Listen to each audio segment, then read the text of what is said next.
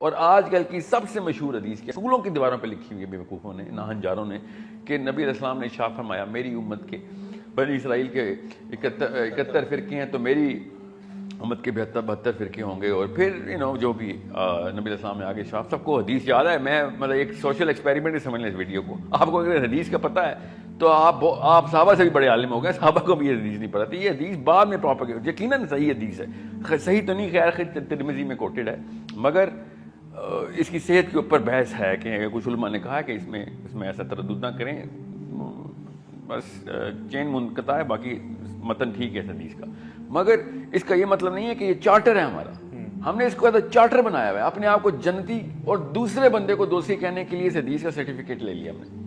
حالانکہ نبی علیہ السلام نے کبھی نہیں کہا کہ میری امت میں 72 فرقے ہوں گے اور صرف بریلوی جنت میں، یا پھر دیوبندی جنت میں، یا سنی جنت میں، یا شیعہ جنت میں، یا اہل حدیث جنت میں، یا سلف صالحین جنت میں. ایسا کچھ بھی نہیں. نبی علیہ السلام نے کہا جو میرے اور تمہارے نہج کے اوپر ہوں گے. بات اتنی سی بات تھی. اب وہ کیا تھی؟ وہ اوپننس تھی، وہ لیک آف ججمنٹ تھی. میں آپ کو اتنی سی بات بتاؤں کہ آپ جب کوئی غلطی ہو جاتی ہے آپ سے، اسلام کا ایسنس کیا ہے؟ میرے سے کوئی گناہ ہو گیا، اسلام کا ایسنس یہ ہے کہ سب سے پہلے ہم یہ سوچتے ہیں کہ اللہ تعالیٰ میری توبہ قبول کریں گے. سب سے پہلی یہ سوچ آتی ہے کہ انسان ہوں، بشر ہوں، اللہ تعالیٰ نے خود کہا ہے توبہ کرو. اس کا مطلب یہ تھا کہ گناہ تیرے سے ہوگا ہی ہوگا، ورنہ توبہ کا کانسیپٹ ہی نہ ہوتا. ہمارے ہاں یہ کانسیپٹ بالکل الٹا ہے. اس کا مطلب کیا تھا کہ صحابہ کرام بھی جب نبی علیہ السلام کے اپنے دور کے اندر یا خلفائے راشدین کے دور کے اندر جب کسی بندے کو ایسا کام کرتے ہوئے دیکھتے تھے تو اس کو ٹیگ نہیں کرتے تھے. He will never be known as someone جس نے گناہ کیا. ہم لوگ، ہماری نیچرل سائیکالوجی، اب تو سائنس بھی اس جگہ پہ پہنچ چکی ہے کہ میں کبھی بھی اس بندے کے ساتھ نہیں اٹھوں بیٹھوں گا کہ جو مجھے ٹیگ کرتا ہے. اس کو ہم ججمنٹ کہتے ہیں. اللہ نبی علیہ السلام نے ارشاد فرمایا، حدیث قدسی ہے، کہ اللہ تعالیٰ کہتے ہیں کہ لعنت برساؤ اس بندے پہ کہ جو دنیا میں یہ بتا دے کسی کو کہ کون جنتی ہے اور کون دوزخی ہے. اور ہم نے پوری کی پوری چارٹر بنایا ہوا ہے کہ یہ باقی ہم جنتی ہیں اور وہ دوزخی ہیں. نبی علیہ السلام لعنت برسا رہے ہیں. یہ والی حدیث نہیں کوئی بتا رہا جو کہ حدیث قدسی ہے، اور وہ والی حدیث جو کہ ویک ہے. ٹھیک ہے، وہ حدیث میں بھی مانتا ہوں بائی دا وے، مگر اس کی خوبصورتی الگ ہے. وہ کسی اور لیکچر میں بتائیں گے کہ اس کے فائدے کیا ہیں اس حدیث کے. مگر خود سوچیں، جب نبی علیہ السلام نے ارشاد فرمایا کہ یہ اللہ کی لعنت کی اگر گارنٹی چاہتے ہو تو دنیا میں لوگوں کو فیصلہ کر دو کہ یہ جنت میں جائے گا یا دوزخ میں جائے گا. پروفیٹ صلی اللہ علیہ وسلم کو بھی کچھ نام اللہ نے بتائے تھے جن کو عشرہ مبشرہ کہتے ہیں، اور ان کے علاوہ بھی ہیں 5-7 نام کہ جن کو نبی علیہ السلام نے دنیا میں اللہ تعالیٰ کے اذن سے بتا دیا کہ تجھے اللہ تعالیٰ نے بشارت دے دی ہے. ٹھیک ہے، عثمان غنی ہیں، علی بن ابی طالب ہیں، سعید بن زید ہیں. I mean there are so many جو کہ ایکسیپشنل کیسز ہیں، ایکسیپشنل کیسز جو کہ نبی علیہ السلام نے بھی بتایا. ورنہ تو میں آپ کو اتنی سی بات بتاؤں کہ عمر بن خطاب جن کو پے در پے نبی علیہ السلام بتا رہے ہیں تیرا محل دیکھ کے آیا ہوں جنت میں، تیری حوروں سے پردہ کیا ہوا ہے. I mean this man is the peak of the peak, right؟ اور وہ حضرت حذیفہ بن یمان کے گھر پہ جا کے مطلب سیکریسی میں جاتے تھے کہ بتا دے، کیونکہ حذیفہ کو نبی علیہ السلام نے منافقین کے نام بتائے ہوئے تھے. نہیں، میرا نام تو نہیں آیا، کوئی میں تو نہیں ہوں، مجھے بتا دے. روتے تھے کہ مجھے بتا دے نبی. اور آگے سے حذیفہ بھی دیکھیں کیا سٹینڈرڈ تھا. اب ان کو پتا تھا کہ نہیں ہمیں پتا ہے. اب وہ ہمیں بعد میں پتا کیا ان کو کیسے پتا تھا، بہرحال وہ میں کسی اور لیکچر میں کور کروں گا. مگر امانت داری تھی. جیسے میں نبی علیہ السلام کی امانت نہیں، مطلب سوچیں کہ کیا کیا سٹینڈرڈ آپس میں ٹکرا رہے ہیں کہ عمر بن خطاب سوال کر رہے ہیں اور آگے سے حذیفہ کہہ رہے ہیں نہیں بتا سکتا. ٹھیک ہے، صحابہ نے پھر حذیفہ سے کہا کہ یہ آپ کیا چل رہا. بہرحال لمبی کہانی ہے، ہم شور سب کو پتہ ہے، مشہور واقعہ ہے. مگر حضرت عمر بن خطاب کو شک ہے، ٹھیک ہے، کہ کہیں بعد میں اس بشارت کے بعد نہ مجھ سے غلطی ہو گئی ہو. اور ہمیں یقین ہے ہم جنتی ہیں، میرا مولوی جنتی ہے، میری پگڑی والا کلر جنتی ہے، باقی سب دوزخی ہیں. مطلب یہ حضرت عمر کو یقین نہیں آیا، مگر مسجد بلال کے مولوی صاحب کو یقین آ گیا ہے. تو پھر کوئی مسئلہ ہے نا. پھر عدم برداشت ایسے ہی آتی ہے نا، جب آپ کسی کی باؤنڈری کو اتنا اسٹرانگ پتھر کی دیواریں بنائیں گے تو ایک کامن سینس کی بات ہے سروائیول کے لیے. پھر آپ اس کو گروپ بائس کہتے ہیں کہ آپ اپنے گروپ کے لیے باعث ہوں گے ہی ہوں گے. تو فطری تقاضا ہے. پاکستان کے جھنڈے کو کیوں آپ انڈیا کا جھنڈا چھت پہ لگائیں محلے میں، کیا ہوگا آپ کے ساتھ؟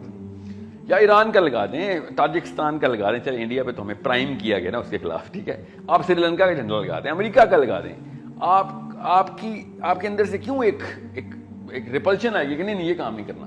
Because you are identified as a group, اور گروپ کے لیے آپ پھر اپنی باؤنڈری خود بناتے ہیں کہ گروپ کے باؤنڈری بناؤ اور میں ویسا ہی ہو جاؤں جیسا میرا گروپ ہے, میرا گروپ ویسا ہی ہو جائے جیسا میں ہوں. اس کو گروپ بائس کہتے ہیں. اور اس کے خلاف کوئی صحیح بات بھی کر رہا ہو تو آپ کو غلط لگتی ہے, اس کو بائسنس کہتے ہیں.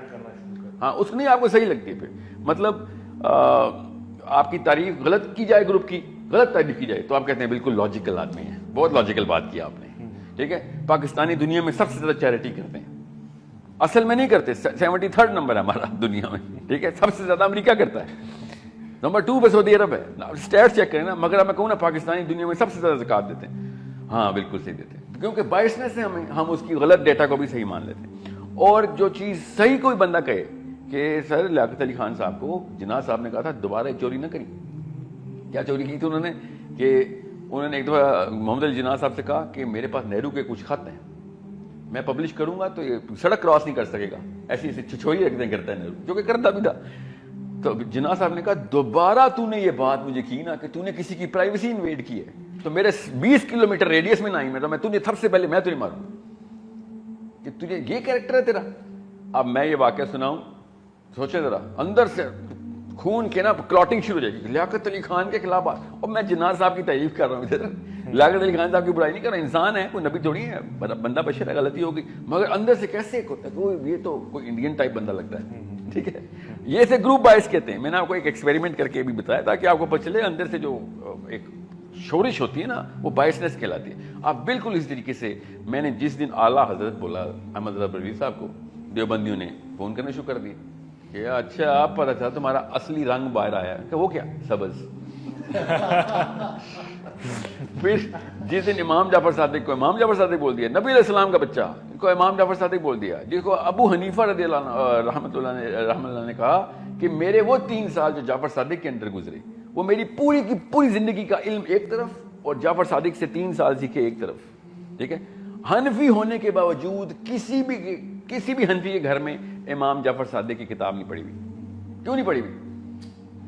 ہمارے گھروں میں کیوں نہیں پڑھی؟ ہم حنفی ہیں آپ لوگ, اور ان کے استاد کو جن کو انہوں نے کہا کہ میری ساری کی ساری جو ہے نا عمر جو علم میں گزری وہ اس کی مرہون منت ہے, اس کی کتاب ہم نہیں پڑھیں گے بیکاز لوکل مولوی نے کہا تھا نہیں وہ شیعہ ہے.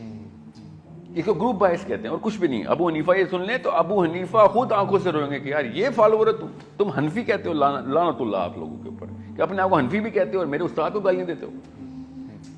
ٹھیک ہے, سو اٹس اے بائسنس جو کہ پھر ایبسولوٹ سائیکالوجی کریٹ کرتی ہے. گروپ بائس کا نیکسٹ اسٹیپ ہوتا ہے ایبسولوٹ سائیکالوجی کے.